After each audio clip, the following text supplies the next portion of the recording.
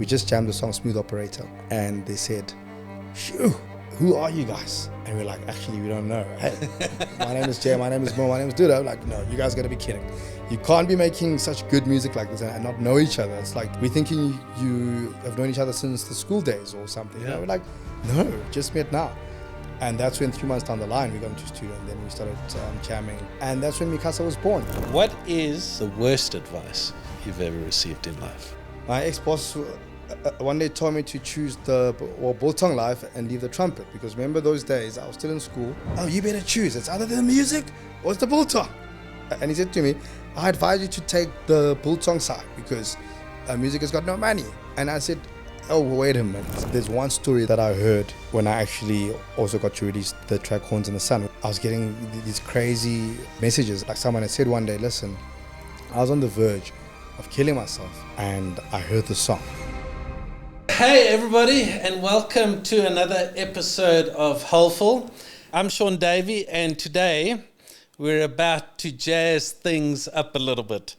I have one and only Moti from Mi Casa in the house, the man that can make a trumpet sing like it's got a soul of its own.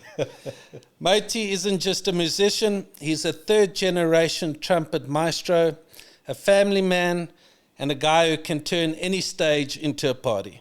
Today we're going to dive into the beats of his life, how he mixes business, family, spirituality, and a whole lot of fun into his music and his life. So get ready for some rhythm, some soul, and a lot of great stories. So let's jump right in. Moti, welcome. It's so lekker having you today, bud. Thank you so much, Sean. Yeah, it's amazing. I'm so glad that this is finally happening because you've been busy and I've been busy, and we finally got the day to meet. Yes. And, I've also been so curious about the podcast, and look at us now, we're here. About time. Yeah, About time. 100%. But you've been crazy busy and running around and all over the place. I mean, where have you just been recently now? So there's been so much travels going on, from Europe to Africa, and then we're back to Europe again and back to Africa. So, but the most recent trip has been to Zimbabwe, and then obviously the local provinces like Cape Town, and then also so much that's been happening here in Johannesburg. But yeah, like I've been enjoying it, but everything has just been happening like one after the other, and if you don't create a balance, and then you're in trouble, So yeah, like Cape Town was the last place which I visited, and it's obviously been through the music again, and yeah, like I've been having so much fun and just enjoying this journey, No, it's been an amazing time to just watch you guys grow and what you've been able to achieve. I mean, it's absolutely astounding. I mean, you guys are one of the best bands around, and it's really amazing. And you put on the radio and you just know it's Mi Casa. You just know that sounds there, and it's Mi Casa. Sure. No, we're also so proud, that we've been together for so long. Even it's about 14 years now that we've been together as a band, and still going strong. Still have the classics, still have the hits. Still making more even, as Mi Casa, we never ever felt like we've arrived or we're like, we are the big shots here of this industry, We've always remained hungry and, just saying, how else can we get better from how we're sounding, So day in, day out, we're just saying, how can we get better, And as a collective, and as also like Jay and Duda and myself, and we obviously just, every year just going back and saying, let me check myself, how can I say Moti versus Moti on the trumpet? Yeah. And the same also with Jay and the same with Duda, Yeah. and that's how we get better, because I always go back to compete with myself. Exactly. And then, the Moti of 2025 should be different from the 2026 Moti, or the 2026 Moti should be different from the 2025 Moti, that's been the formula for us, where we're obviously saying that how do we keep this fire burning like this, you know? And yeah, I think as a group we've done well. We've done super, super well. And I think, like we've really just also surprised ourselves on the things that we've done and the places we've been to, you know? And we're still learning. Every single day we're still learning. And how do you guys keep up with the times? What do you guys do? When you guys are sitting around talking about the next album or the next song that you're releasing, what is it that you guys do to ensure that you're keeping up with the times? How do you guys see it? Well, this goes back to what I mentioned now of saying that like we challenge ourselves and we challenge each other to challenge ourselves, because, you know, that's when Mo goes back and saying, how do I make my trumpet playing different from the old trumpet playing which I used to have, or how do I even make it better? Yeah. You know, or how do I change my sound a little bit? How do I tweak my sound? So, you know, but it also goes back, you know, to the fashion, to your health and like, you know, looking after yourself and everything. Yeah. So how do you come back as much better from where you left yourself, you know? And that's been something that's driven us throughout these years, saying that, oh, great, well, feeling a bit heavy, let me go to the gym. And then you start hearing those comments, hey, Mo, you're looking good. Hey, Mo, you're looking good. And like, oh, thank you. You know, and then it's also with the it just reaffirms it for you. Yes, you know, going. But that also just like really does that, like just pumps you up where you're feeling like, wow, I'm doing something right. Yeah. And then you check with the music again, and then, you know, you hear people saying, wow, like your playing just gets better and better. Every time you guys are at a big show or like big or small show, you're just giving all your energy in there, you know? And it's really it's amazing also just how important it is to uplift people. Because when you get those words of encouragement, you're able to feel better about yourself, you're able to achieve so much more. Yes. And I think we as a society like to break people down. Oh, yes. Instead of us uplifting people. And the more people that we actually uplift in society, the better the society is actually going to get. And I think, like you're saying now, when it comes to looking good, when it comes to how you're playing on stage, the more people that are encouraging you and building you up, the better you actually want to become for yourself. Yes, right? yes. And you also feel good. You feel that you are carrying yourself in a much better way, you know. But yeah, for us, that's what's been creating the drive, and also because of, you know, having the love for what we do, you know, because you gotta love or like whatever you're doing, you just have to love it. If you don't love it and you just do it for some other reasons, and then it'll probably crash before you think it will or even get to where it's going, you know. Yeah. But yeah, that's been the thing with us, where we're like, we love this, and not a day does this feel like it's a job for me. Oh, that's awesome, man. Yeah. And I need to ask you this question. When did Moshe become Moti? So there's a crazy story because, you know, okay, so Moshe, actually, let me just take you back to where Moshe comes from. So I was named after my great-grandfather. Yeah. And, you know, he obviously was a pastor, and he also loved music, you know, but wasn't deep into the music like my late grandfather and my late dad.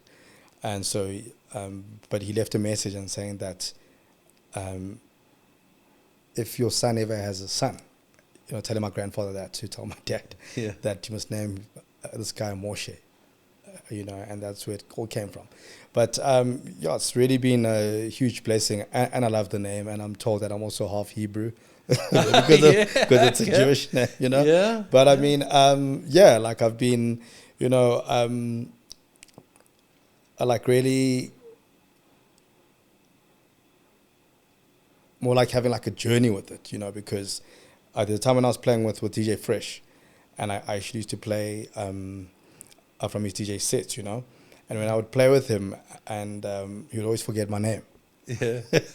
And then when you'd forget my name, and then he's like, hey, my man, what's your name again, man? Hey, you know, I like playing with you, but I just forget your name. And I'm like, my name is Moshe, you know? And he says, no, let's change it. Let's call it Mo Trumpet. So, and then it used to be Mo Trumpet. Okay. Right? And so from the name being Mo Trumpet, and then I got back and I was like, so it was always bothering me being like, you know, okay, cool, you remember me as Mo Trumpet, but like, it's feeling like it's too long. You know, like Mo Trumpet. barrel. You're like, what's your name? Mo Trumpet plus Mo, you know. So yeah, so and then I said, okay, let's cut this up, let's chop it up. And how about Mo T? Yeah. And then Mo T was obviously the MO from Moshe and the T from the trumpet. And that's how we got to the point of Mo T. And then that's the name that I just obviously started using, and which carried me all the way to the beginning of Mi Casa. Yeah. And tell us a bit about that journey of how you and Mi Casa came about. You've Yes. told me this, and I'd love everybody to hear it, Oh, because yes, it's an yes, yes. amazing story. Sure. So can I actually take it back to my actual journey where it started? Yeah. My actual trumpet journey. Yes. You know? So that's something that actually started with my grandfather. And his name was Big Henny. So he used to have a big band called Big Henny's Band. Yeah. And a Big Henny's Band was obviously the swing band, street band. Think your New Orleans township style, like street band, you know. And his band was so good. And those days, everybody wanted to play like a brass instrument. And he was just so welcoming. He was a great man, you know. And very successful also, you know, like very like wealthy, you know, from back in the day, because he was born the year 1912. He was just like, you know, this wonderful man. So his band grew so big that it had to break into two. And when his band broke into two, and then the one side of the band was actually led by my late dad, because my late dad also used to play in my grandfather's band. And at that time, he was old enough to lead band number two. And while my dad was leading band number two, and they would so the band had the same name, but it would do different gigs. Okay. At different times, or sometimes same day, but just different times, you know. So they never changed the name. They would be going with the same name, but just nobody knew that this band is split into two. Two places. Leveraging. And the money, that's how the money would all come over like that, you know? Yeah. And as the years went by, and then my dad obviously I got to a point where he like made up with John Layden, who's from Mangagroove. Yeah. And he came into the township, and he was also looking for some brass players, and where they could form a band also, you know. And this was all through the apartheid times, and when things were really bad. But John would take the risk of actually going into Alex Township, you know, and met up with my dad, and asked my dad to actually get together like some few brass players, and they were like, let's test this out. And that's how Mangagroove was born, from my grandfather's band, and then, you know, from the key players that came from my grandfather's band, including my dad. And that's how Mangagroove started. And Mangagroove then, you know, got together from those days, and they started to play some Marabi music, Marabi style. That's when, like, you know, things changed also for my dad. And then throughout that time of Mangagroove, that's when I was inspired now. Yeah. And it was about 1990 where I actually fell in love with the sound, with my dad's trumpet sound, you know. And so when did you start playing the trumpet the first time? So 1990 was the time when I fell in love with the sound. Yeah. And I was only 2 years old. So people are like, what did you know when you were 2? What did you hear? Yeah. You knew nothing. And I always argue this point. And I'm like, yes, I really was enjoying what I was hearing from my dad. So, you know, and regardless of your other trumpet greats, like your Louis Armstrongs, your Miles Davis, Hugh Masekela, Blue Mitchell, Rick Braun, more brass players like Cook Whalum, everyone else that has been like one of the greats. Yeah. But the first place where I heard a trumpet sound was my dad's trumpet, you know. Yeah. And that's what made me decide that this is what I want to do for the rest of my life.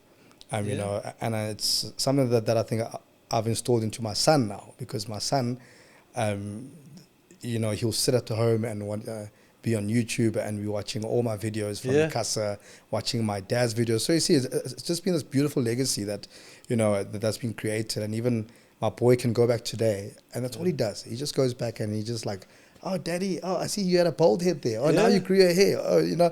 So I saw him actually on your Instagram the other day with him playing the trumpet, like a little plastic trumpet or something. He's so inspired. And that's something that he asked for his birthday. And he says, Dad, Mom and Dad, please can I get a trumpet? That's amazing. I know I asked you for all the other things throughout the year. Yeah. But now I've made up my mind, I don't want all those other things. I want a trumpet because I want to be like Daddy. Yeah. And he's just been so inspired. He goes nuts when he hears a trumpet sound, Sure. I actually feel like he's even showing like he loves it even more than me. I actually forgot to bring my other trumpet here because that's a trumpet that I broke when I think I was 4 years old that time. Yeah. And I was being frustrated because I was always crying for my dad's trumpet. And I was always like, yo, please, I also want to play, And I think that's when he saw that, there's some music in this guy. And let's let him try this. And then he actually got me like a cornet, which I broke into 2 pieces. But one day I'll show it to you. How did that happen? Now I was just frustrated thinking that he's giving me a toy. And he had the real trumpet because every time I try to play, and the trumpet didn't want to play.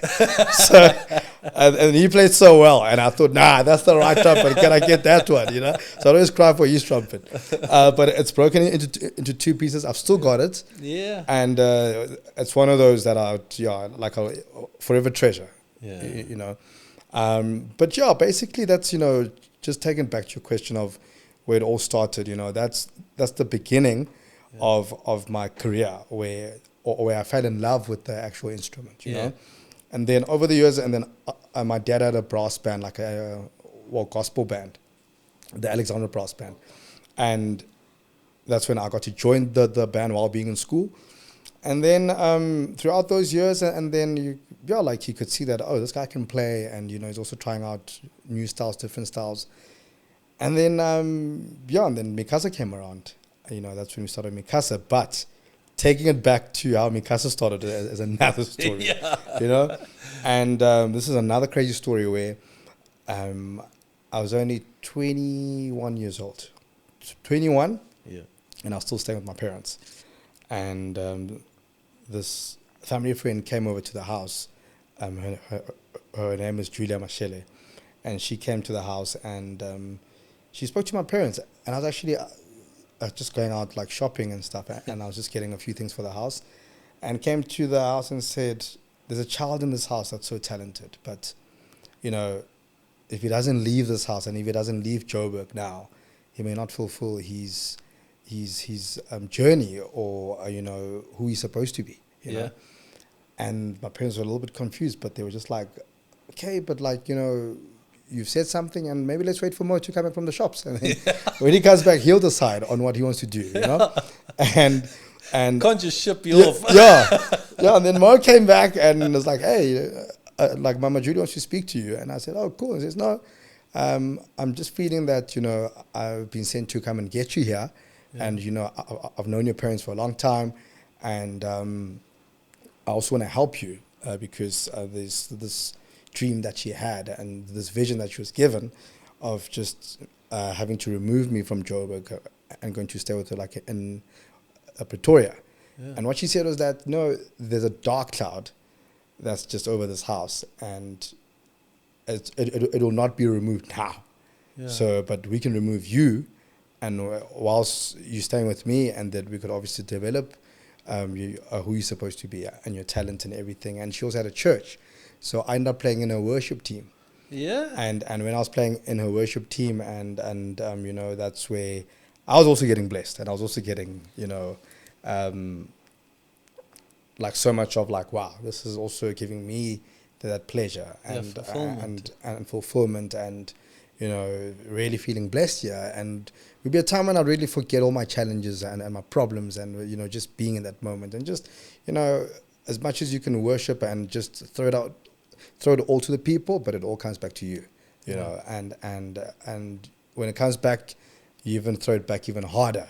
And that's when people really get blessed, And that's what happened with me, where like I was doing so many things. I was playing in the worship team, and then I also became her driver. I used to deliver her books. She's an author also, and she was also just like sending books to schools and to like bookshops and everything.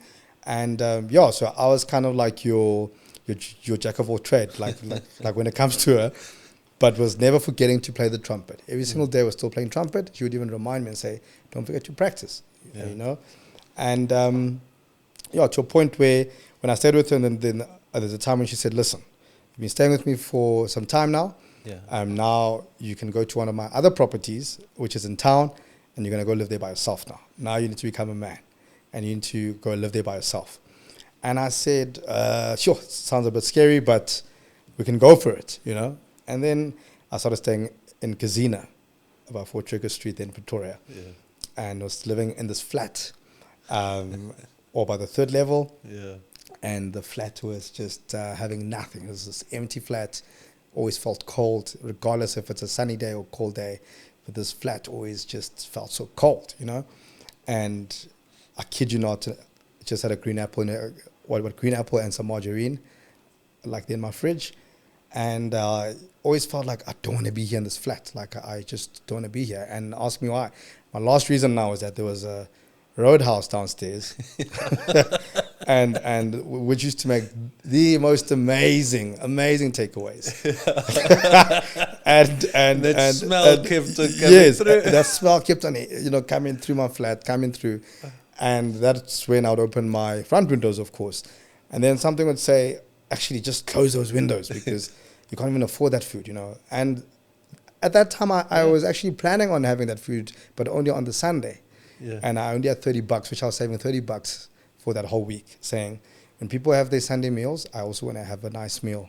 Because, like this smells amazing. And I stay by myself, like living alone, of course. And, like no one is looking after you like they were now. But you're still in Mama Judy's property, And she didn't do that out of anger or trying to actually just do something bad towards me, but she did it like saying, I want you to grow and go fight for your life also, like, yes, you were taken by me from your parents, but I also want to start training you now, you know. And just going back to that food story, I would shut my windows and then I would say, no, let me open my back windows rather. But the back windows would also be a nightmare now, because now the generator of all the flats and where all the aircon system machines stay and everything were right there by my window. So you can imagine that noise, that vibrating, like your generator type of noise, you know? And I'd be like, oh no, I don't want to be here. So that would lead me to go into the church. And I'd say, cool, let me pack my trumpet, let me go chill by the church now. This is Sunday afternoon. And I'm thinking, I was about to go buy that food downstairs. But no, I actually went to the church. When I was at the church Sunday afternoon, I received a call from my brother, and he says, hey, what you up to? I said, yo, bro, I left Joburg for a reason, okay? Left it for a reason so that you guys could all give me a break.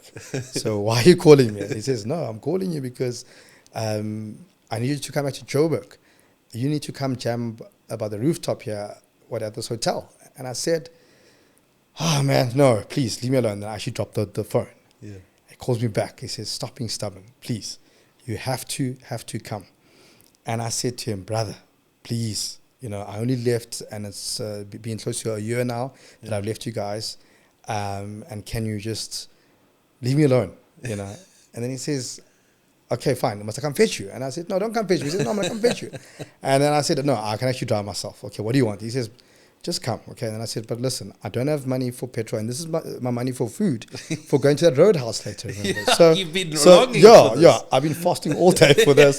And now you come with this call saying that I must come to Joburg and I don't have petrol.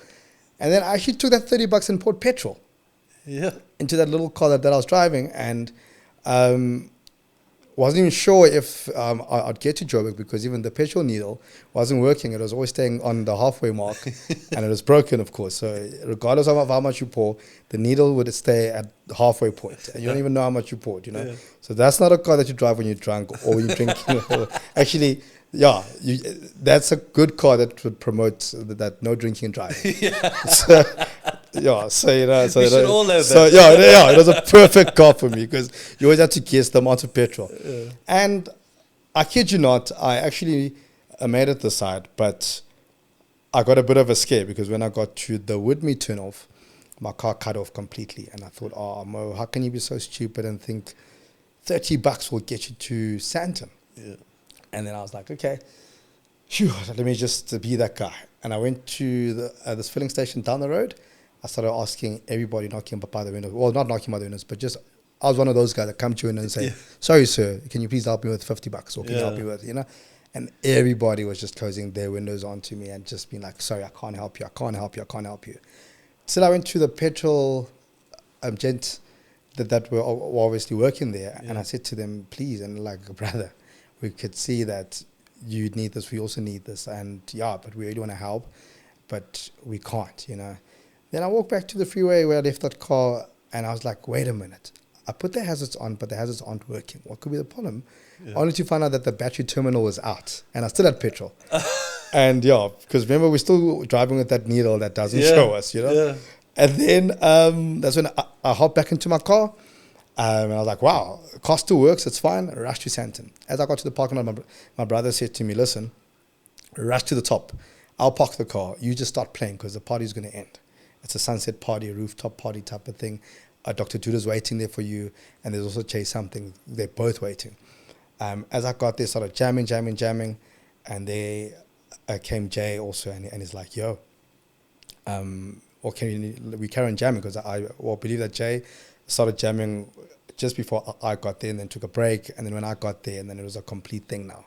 So we're just like jamming covers there, sun is shining, that is cool, And then Duda was also on top of his game there, and and just going back to Duda, he was established way before Mi Casa, so people never knew myself and Jay also, but Duda was already known, and so at the end of everything, that's when Jay came to myself and Duda and said, yo guys, what do you guys think? So that was the first time you met them, That was the right? first day we met. First day we met, that's like, I love the story. Even in the band, when all three of us sit for the interview, they're like, that's Mo's favorite question, But that's the day where so Jay came and he said, yo, Duda, Mo, like, you guys mind we kick off something? Let's try out something, And then we were both like, not so sure, and and also for Duda, because he was already known as Dr. Duda, the DJ, of course, and producer, and it was very difficult from the beginning, And then also with myself, remember that I was also jamming here and there with DJ Fresh and Euphonic, even though I was still staying with a family friend, but like once or twice a month would get to jam with DJ Fresh and Euphonic when they still had the FU days. Okay. They used to have this cool event called the FU. Okay. So the F obviously standing for Fresh and the EU standing for Euphonic. Yeah. So that's why they call it. And then 3 months down the line, we saw ourselves in studio, and Jay was like, yo, let's try this out, guys. And we started jamming songs. We never even knew that we Mi Casa yet, But before we left that party, there's some few fans that came, and we just jammed the song Smooth Operator. Yeah. And they said, shoo, who are you guys? And we're like, actually, we don't know. Hey, my name is Jay, my name is Mo, my name is Duda. I'm like, no, you guys got to be kidding. You can't be making such good music like this and not know each other. It's like, we're thinking you have known each other since the school days or something. Yeah. We're like, no, just met now. And that's when 3 months down the line, we got into the studio, and then we started jamming and jam music. We just said, let's just jam and see where this takes us. And that's when Mi Casa was born. And, that was just because we met in the year 2010, just after the World Cup. It was in December. And then 2011, like around about like March, April, that's when we started working on Mi Casa. And then 2011 June, that's when we released These Streets. But it wasn't that easy because we also put onto like a 6-CD tour with the layabouts. And we never even had all the music. So we just had like La Vida, and there's a track called My Oh My, and there's a track called That Man. And there's one more which I'm missing. But we never had all the other hits like Heavenly Sent and These Streets yet. We never had that. and the only song, or the song that was her that put us on tour, was La Vida. And one of the TV producers came through and said, no, you guys are coming on tour, and we've spoken to the other promoters, and you guys are coming. You come with the labels. We said, no, we can't, you know. And we did the 6 city tour, and that's actually where the first album was built, you know. But just taking you back also to that story of the day that we met, you know, it takes me back to the decisions that we make, and the quick decisions, and, you know, because the same Mo could have had his burger and chips and a Coke, and stayed in Pretoria and never listened to his brother.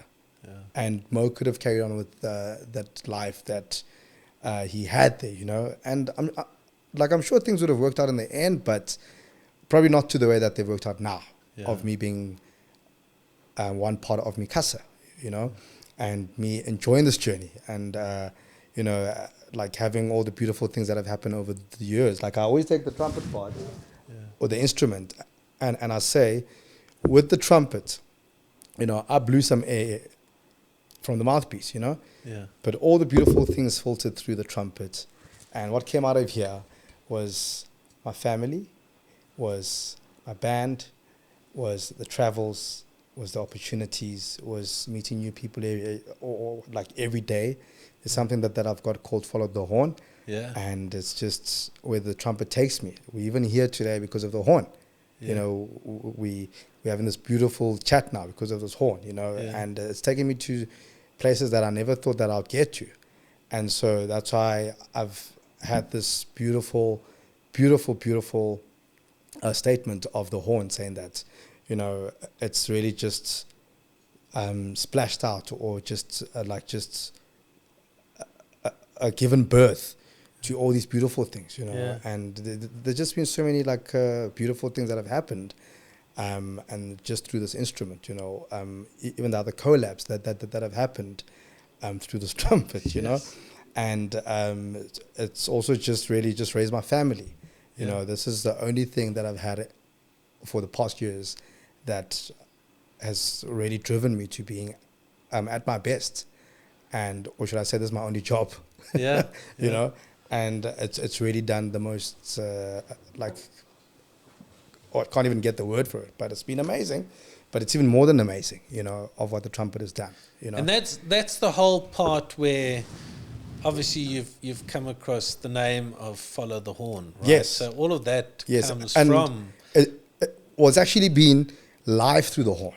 Yeah. Because I had to breathe some life into it. Yes. And for everything else to filter through it and to see what we get by the end of the tunnel, or at the end of the bell, you know. Yeah. I must actually do a song called The End of the Bell. Ah, yes. It's amazing. That's a great analogy about how you can take that trumpet, and just that trumpet, and you blowing life through it, and what it's built for you over this time. Yes.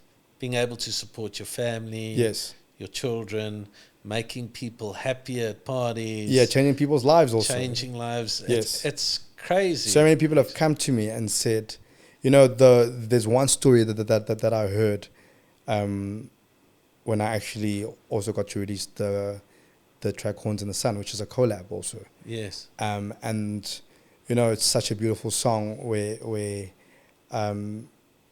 I was getting these crazy messages and also feedback where, you know, like someone had said one day, listen, I was on the verge of killing myself, and I was in the US, and I heard the song. And when I just heard the song, because I actually found it online, and I was just really just changed my mind of what I was about to do. And I was like, what a beautiful song. It's so emotional. It's so...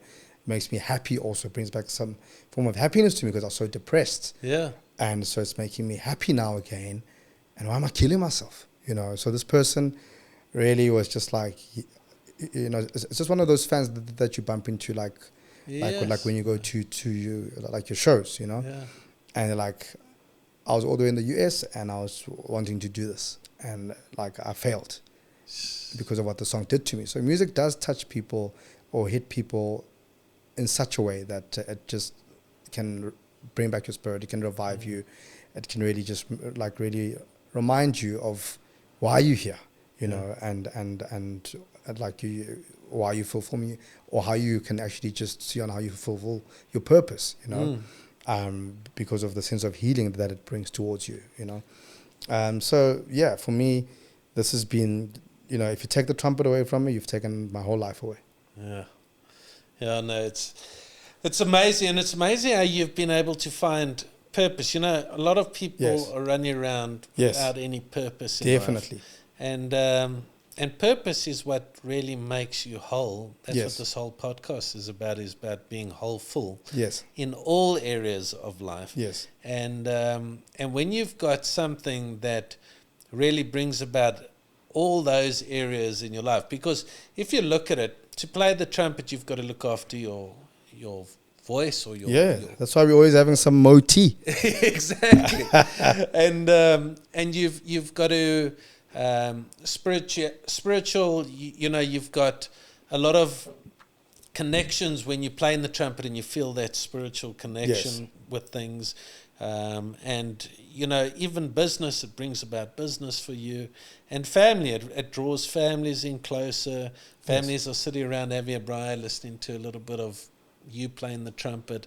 It's just amazing how that little trumpet fulfills all those categories. And you have found your complete purpose in life. Definitely. And I'm excited to chat a little bit about Follow the Horn and what inspired you on Follow the Horn. Oh, yes. And because that's an amazing, because everything stems from Follow the Horn is all about stemming from what you've experienced out of this trumpet. Yes. So how did that come about for you with Follow the Horn? Why the meaning of Follow the Horn? Sure. So with Follow the Horn, it's a beautiful project that I actually just or should I say dreamt of one day, where I was like, wow, how cool could it be? Because, you know, as horn players, or as most horn players, you know, we don't just play trumpets and saxophones and trombones, but we're also playing to make the instrument tell a story. To tell a story without actual words, but just the sound of it just like feels like, wow, this actually sounds like it's singing. This instrument sounds like it's really singing, you know? And that's when I came up with this great idea, saying, let me actually find my favorite horn players, which are from Africa, from Europe, from the US, and let me go and find them and let me create some sounds with them. So like your Herb Alpert, he's in the US. He's already like 90 years old or 92 years old. Yeah. And he's like one of the most successful trumpeters in the world. You know, your Arturo Sandoval, Kirk Whalum, which I've already worked with Kirk Whalum, you know. You get your Fela Kuti family, like from Africa, from Nigeria, you know, where the grandkids have also just followed through. So, you know, I started off with the grandpa, and then got to Fela Kuti, and then got to... So they've got a similar story to my story even, where, you know, but like, there's just so many cool and successful brass players which are planted within this continent and you know, like, all spread out. And my project was to say, I want to reach out to all of them and to do a song with each of them. You know, but obviously within the modernized style of how we're making music today, you know. And it doesn't really mean that I had to go there physically, but some of it could also be that, you know, there's so much technology with the studios, you know. Herb Alpert could record from his studio, and then I also record from our studio, and just obviously merge the two and then make it work, and then it's a song, you know what I'm saying? Yeah. So that's something that also takes me to a story with the Lighthouse family, because I got to work with Tunde from the Lighthouse family. And, you know, we know that they are legends from London. And you know, but like, to this day, I've never met Tunde, but we made 2 beautiful songs. And they are known also as legends to this day. So you know, it just shows you that the world is actually not that big, but the world is small, you know. And we all just, if we really can and want to, we can reach out. And so that was just me just saying that I want to just emphasize on the power of the horn and how powerful it is, you know. as horn players, because even in an orchestra, the most powerful section is a brass section. Yeah. That's the most powerful section you'll get from your strings, from your rhythm section.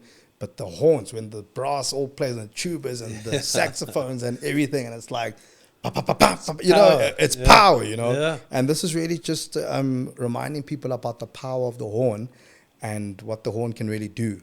And, you know, you get people like Wholeful, who has made a beautiful name for himself, who is a phenomenal artist, and plays saxophone, of course. And, you know, he's actually got one of the most famous sax solos in the world, where he plays on We'll Always Love You by Whitney Houston, you know, and rubbing shoulders with Wholeful. I mean, even getting to recorded with Wholeful within Mi Casa, and also Wholeful coming here on his like tour and saying, Mo, I want to play on your track Horns in the Sun with you. Let's jam.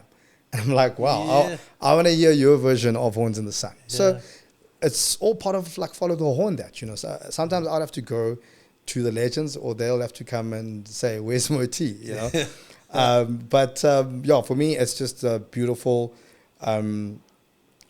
project that just reminds me that there's no like finishing point, or you can't think that you've arrived. Like, music is just something that just goes on and on and on. We never ever say, now we've got the formula for music. There's no formula. We keep searching for new sounds. Adapting.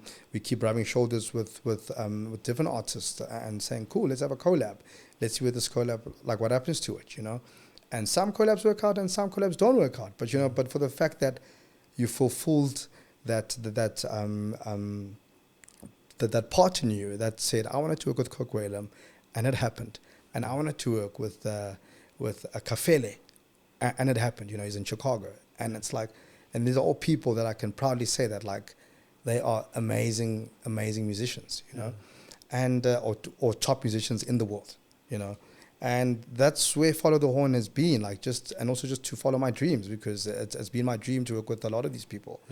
And Following the Horn is also just checking also on the daily on what Mo T is getting up to. So I'm sure, you know, something that I would like to put onto my stories, and it's like, oh great, what's Mo T doing? Like, even with our chat now, people will see this and like, oh, you was sitting with Sean Davey. Okay, what are they talking about? Okay, we'll catch this podcast. Okay, great. Where's the link? You know, but it's also that, like, my daily life, like with my family, like me, like training, and, you know, what do I have to do also just to be fit for this horn? Because it's also not just grabbing my instrument and just playing it. What do you do to be fit for this horn? Yeah, there's so much preparation. Like, it's every day, 5 a.m., I have to go for a jog. You know, just to open up my chest, and, you know, it also helps with the breathing. You know, really do my best to eat well, and, you know, like, just exercise, just, you know, just going for that run. You know, there's a new method which I'm doing now, also called Body 20, and I do that twice a week also. So, you know, always just trying out, you know, just like always just trying out these different methods and seeing what will work and what doesn't work, you know, but we never give up. And that's what I've been doing to push, you know, like, some good health with the horn also, you know, because some people can say, oh, but there's a guy that I've seen that, you know, smokes cigars, he drinks whiskey, he does this, but he can pitch way higher than you. And I'm like, yes, that's the gift that he's been given. Long? You know, you know, that's you know, you know. But I really do my best, or try my best, to stay on point with my health, and it's just creating that balance, you know, because it's not easy. You know, you must deal with family life, you must deal with the travels of, like, you obviously being on the road with the band. You know, you saw when we got here, my boot is full of this big bag. You know, it's like luggage. The travel bags are there, and I'm like, please excuse this. You know, I just haven't been home for some time. But you know, that's how it is. Like, you know, life on the road, and that's why I was like, follow the horn, because what's the horn up to? You know, so Mo could be anywhere, and what's the guy up to? You know, and it's also me also loving to share this, because you never know who's being inspired. By anything that you're doing, you know, even a simple jog, but maybe there's a musician that doesn't look after themselves, and you know, or that lost a family member, you know. And it's also something that I forgot to mention to you, but there's something called Blow Cancer Away. Yeah. And that is something that was inspired by losing some of my favorite musicians, like to cancer. Yeah. So there's this picture that I showed you one day that's got my late dad. It's got Yes. me. It's also got Hugh Masekela, and it's also got the late Jesse Clegg. Yeah. And they were all taken out by cancer, you know. And I was also in that picture, but I said, not me. I will not be taken out by this. But so sad to lose people that you love so much, Yeah. through such a killer, you know. Yeah. And so that's what I also I started saying, let me see on how I can also look after myself even better. Yeah. But, you know, the sad part about this, this bad thing called cancer, or this monster, is that we can be how healthy and so healthy, but when it just dives into your body, just it wants to chill there, you know. Yeah. But there's people that also are able to clear it out, you know. But we never know what's going to happen. No one ever knows what's going to happen. So you always just say, let me just be safe and do the right thing, and let me look after myself. And I think looking after your health has become very important nowadays. Yes. People are a lot more aware Yes. of looking after your health, and there's so many aspects to looking after health. It's sleep. Yes. It's not drinking alcohol. Yes, yes. Or over binging on alcohol. Yes, yes, Maybe yes. not drinking alcohol. We're not going to say that, but over binging on it. Yeah. Smoking, stress. Yes. All these type of things Yes. that, and you know, 90% of these things we can control ourselves. Definitely. But we refuse to control it 100%. because we don't. It's something that's so far ahead that we don't bother about it. Yes. Yes. So, you know, I think that being every single day proactive about your health is going to get you so much further, because you want to live longer. You want to see your grandkids grow Definitely. older. You want to be around this earth and get to experience more of life as you're getting older. You don't want to. Also, you know, everybody could live until 90, but what do you look like at 90? You could be a person that can't walk around, or you're battling to walk around, or did you look after your body during that time and still be able to walk around at 90 and enjoy everybody still? So it all catches up. I'm very pleased to hear that you are so keen on your health and looking after your health, because that's one aspect of being wholeful, is your health side. I want to move on to just maybe the other portion, family. Yes. Now, you've got your children, you've got a beautiful wife. How do you balance being out there, all these social events, traveling all over the world, and still finding the time to be there for your children and your wife? Yes. You know, I've just got two things that you know, come to mind, and that I actually just practice on, and that I've also had to learn, you know, throughout planning, is that, you know, firstly is communication, and that communication which leads to you inserting what you need to do into a calendar, and sharing like your notes with your loved ones, you know, and saying, this is what I'm doing, this is where I'm at, and it's on my calendar, and then this is where you can find it also. But like also just like, you know, just communicating like and saying, please note that for the next 2 weeks, this is what we're doing. We're recording an album, and I will be out of town, and so anything that we need to do that you had planned for us for this like 2 weeks, also that maybe has to do with the kids also, or it has to do with you, can we get it done, you know, because I'm still here, but like, you know, and that usually happens either on Fridays or Sundays, where I actually just sit down and be like, cool, now that the week is over and we're looking into the new week. There's obviously my weekly overviews, and I've also got my monthly overview. Yeah. Where I say, cool, here's my week, but where's my month facing? Because sometimes you don't check your month, but you don't see that you got a trip going to Europe that you had to prepare for weeks prior, you know? Yeah. And that's what I'm saying. It's always good to have your weekly planner and having your monthly planner. And, you know, but also just the biggest thing is just communicating. Like, if you don't communicate with your partner, then, you know, then you're just as good as like going to a place that's going to make the both of you crash. And that will also just be something that affects the kids, you know. And so I've also learned that you have to communicate, you know, and really just having that balance, you know, and, you know, knowing that, okay, cool, you had a point that you never even used to put gym into the calendar, but you have to. Yeah. You never used to put dinner. Yeah. You because what I thought in the beginning was that the calendar is just meant for work and office and this and that and but it actually has other things to insert that you have to go do them or you forget. Yeah. And the minute that you become more busy, it's the more that you actually starting to forget what you promised. Oh, we've got a podcast that we have to do or shoot with Sean. Oh, shucks. It's today. It's now. Oh, no, let me rush there. And Sean's like, Mo, are you still coming? I'm like, yes, actually, yeah. What, give me 2 hours. But Mo, we're supposed to be on set already. And it's things like that to avoid that, And I know that didn't happen to us, Yeah. Everything went smooth. So everything went smooth. I was on time. And, But the more that it happens from the interviews, from the rehearsals, from the festivals, from, you need to go for a styling and fitting day, anything and everything that you need to put into the craft to make it look complete. Because people think, oh, he's off stage. He's off for the whole week now. He's not going to do anything. He's going to sit at home. No, we still prepare. We still say, we got other shows coming up. Let's go rehearse. And then, oh, yes, we got a no rehearsal or we got no shows. Cool, let me focus onto the household. What does the household need? What does the family need? Is everything fine? Are we all in good health?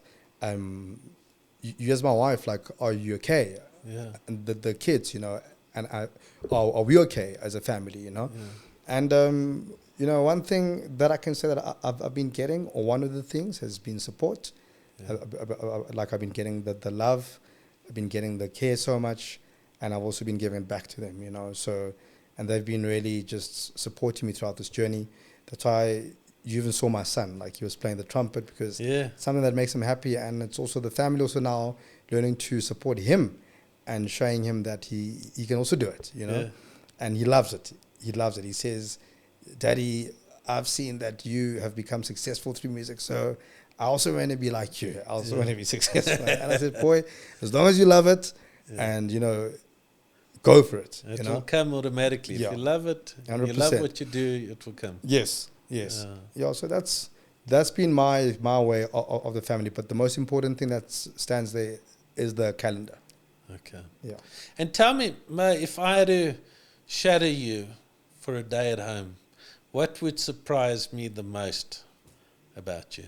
Surprised me the most, it's the amount of rice that I like to eat. Is it you enjoy rice? The gents always laugh at me and say, even when you sit with Mo at like a restaurant, the first thing you'll ever ask is, do you have rice? Like, of course rice comes with the meals, So like, but hey, not every restaurant's got rice, But I mean, a meal's not a meal without having rice for Mo, Okay. But that's the thing. Like, when it's time to eat. But where now, sadly, I have to kind of cut rice out now because of my fitness journey. But I mean, for some time, Yeah.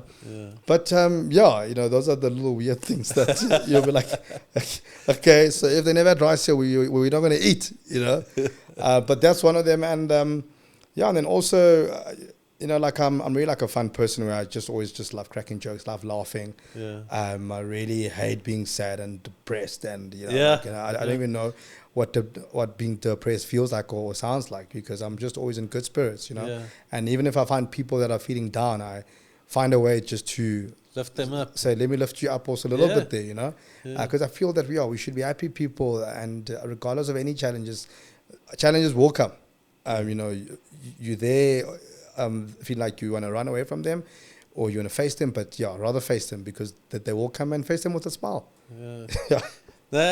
Mo, you've got a great energy about you, and I love seeing you on stage. And then, obviously, you've played all over the place, and you guys have got these events all over. But I know you said to me one of the special things is playing in your dad's band when you guys play together. Yes. And you get to play with them. What's that experience for you like when you go up on stage, knowing that this was your dad playing this song with the band? Sure. So there's been these beautiful experiences where my dad got to play within Mi Casa, and only once. Okay. And while he was playing with Manga Groove, I also got to play with Manga Groove also, or I also got to make a song. But the song that I actually got to make with my dad was a bit of a sad one, because you know, John had approached my dad and saying, "Yeah, please, we're recording like another album, and would love for you to play there," you know. And that was him speaking to my dad, and this was shortly before my dad's death. So my dad recorded those songs, and the last song that my dad recorded with Banger Groove was actually very close to his death. And he recorded that song, but at that time, I never got to record my part. So John Layden sent me that song. It's a song called Durban Road by Banger Groove. And it's an old classic or track that they were like re-recording, of course, you know. And he said, "Mo, can you do that Nat King Cole and type of vibe of like, where the father's not around, but the daughter still comes on and they do the song together." And I was like, "Yeah, well, that's fine. We can do that." And my dad had passed already, and John shared the song, and he was just like, "Yo, Mo, please, can you put your parts onto the song?" You know, so within the flesh, my dad never got to hear my part, and but I got to hear all the stuff that he recorded. But like, he never got to hear my stuff, you know. But I'm sure, like in heaven, you got to hear that. Oh wow, the song was actually revamped, you know. And it's it's an emotional one. Or that time got emotional because John even sent it to me after the funeral, and I was like, wow, I never even heard him play like this, and this was just his last time playing, you know. And it's just amazing. That's why in every project that I play or anything that I do, I always give my best, because you never know when it's your last day to actually touch this beautiful dream, you know, because that's what I call it. Like, it's been my dream, and it's been the most beautiful dream, because it's really just been that the life that like Mo lives is the life that Mo has been looking for since he was a kid. And Mo has felt like, wow, I'm actually living the dream, you know. And so, but it's also that lesson also with my dad, like on how he used to play. He would give it his all. And so that's, I'm like, those are the moments shared on stage and off stage with my dad, you know. And then to a point where he even came, like he really loved Mi Casa a lot, you know. Even the Jiga music video with Jiga My Baby, and he's an old man teaching that kid how to do that Jiga, you know. But when we shot that, my dad was already like partially blind, you know. But he still wanted to be on set with us. He just wanted to be out the house, and he said, "I'm coming with you. We're going to shoot this." You know, and so we really had special moments. You know, even though it felt like a little bit short, like short-lived. But he died at 65, and you know, like for me, I've just been grateful for all the lessons. You know, for him, like just giving like his best self to me as a father, and being present, you know. And I think that's also what's made me being present to my family, because he's the person that even has inspired me to get married, you know, and say, yeah, man, like you need to have some form of structure here, and this is how you do it. And, you know, and like for me, it's really been that I've just been reliving my dad's life, but now this is all on sport mode or sports plus. You know, you know, it's because he had to go through so much, but to make sure that I'm also, I'm like living this beautiful dream, like, you know, this, if you feel like we're in paradise here, you know. So like moments with him, I can really give you more of the best moments than any bad moment with my dad, even, you know. That's beautiful, man. So Mo, we're gonna be finishing up soon. So what we do on this podcast is the last guest gets to ask a question for the next guest, but they don't know who the guest is. Okay. Right. So the question that the last guest has asked is, what is the best advice that you've ever received in life? Yes. And what is the worst advice you've ever received in life? Sure. Okay. The first part's very easy, but the last part. All the best advice that I've ever received, and it also came from my dad, but was to do what I love and to stay humble.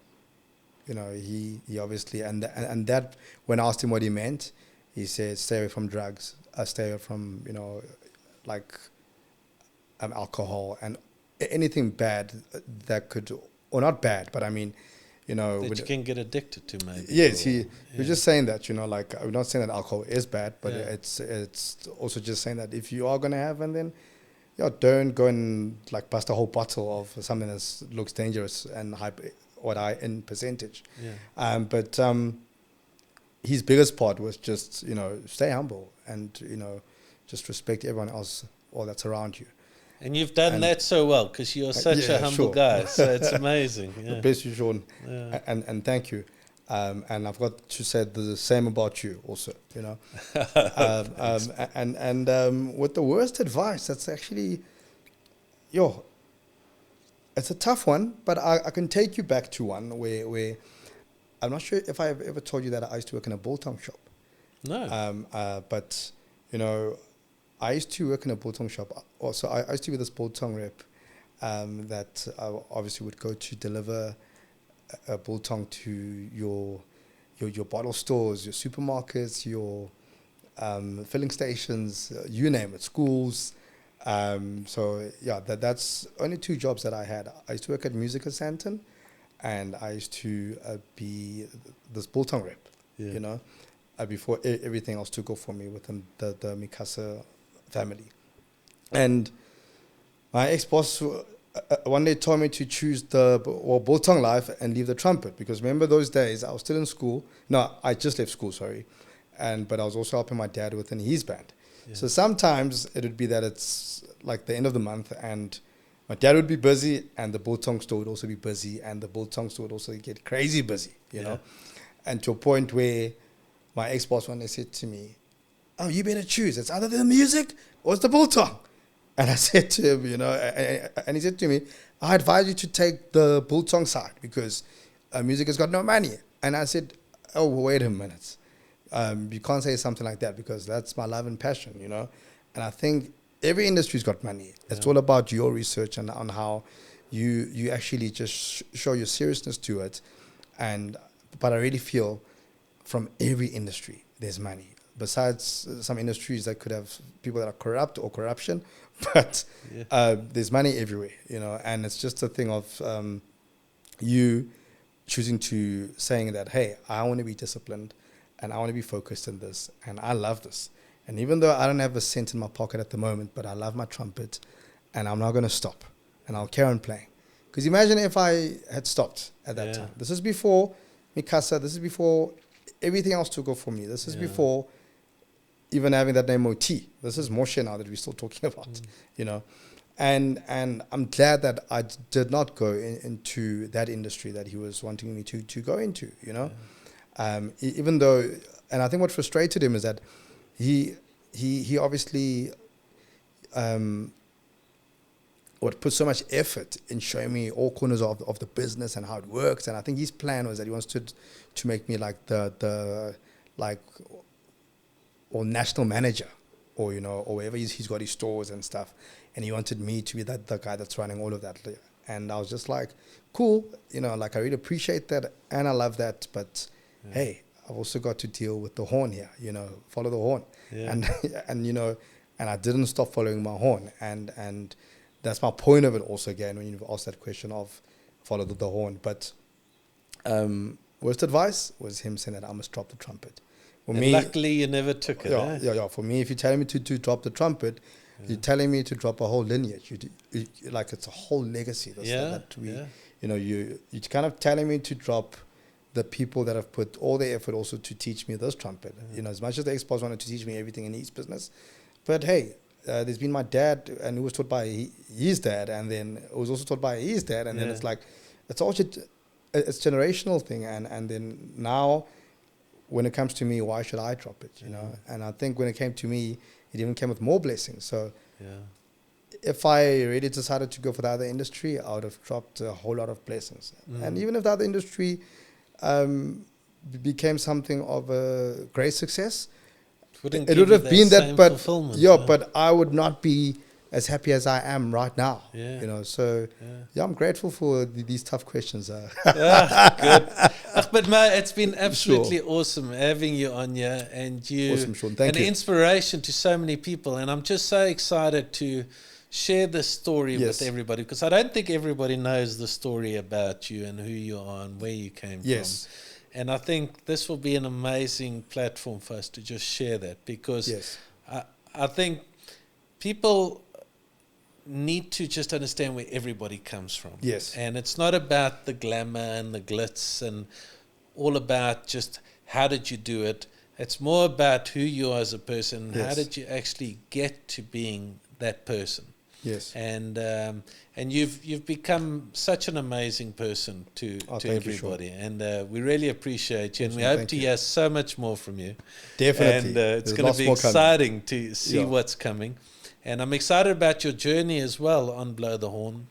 Follow the horn. Blow the horn. So well, still the same thing. Same thing. It's still the same thing. Same but different.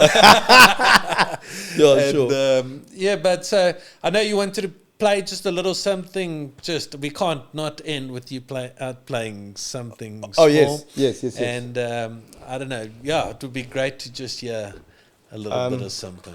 Yeah, let's see if how the horn feels. It's a bit cold, but we'll take a chance. You know? Always do the warm ups. Always do the warm ups. You know.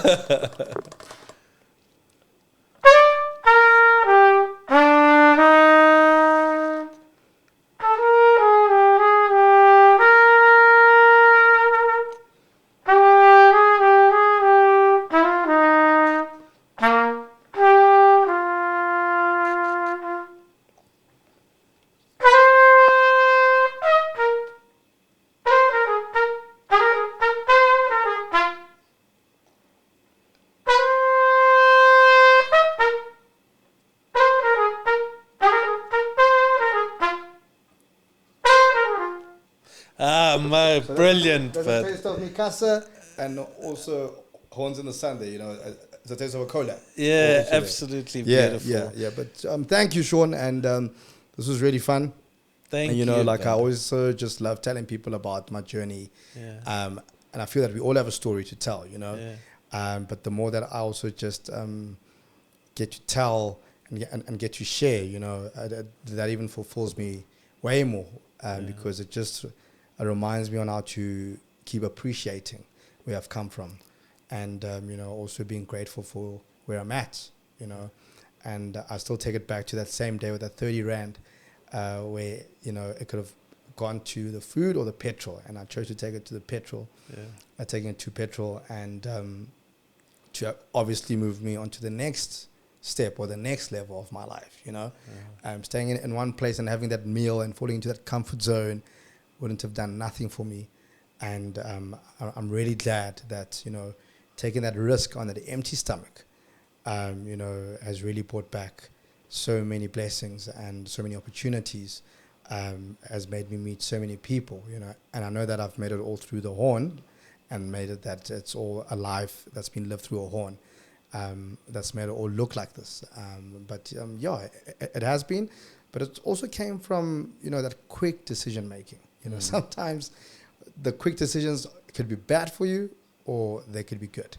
But this is a time where being stubborn towards my brother was something that I had to cancel very quickly, because nobody knew what's going to happen. Nobody knew. And not even Jay, not even Duda. Like, we all never knew what's about to happen, because we had not even recorded the music yet. You know, it all started, that energy started that time when you're on stage for the first time. And you know, it's just so amazing to see on how well everything's just come together.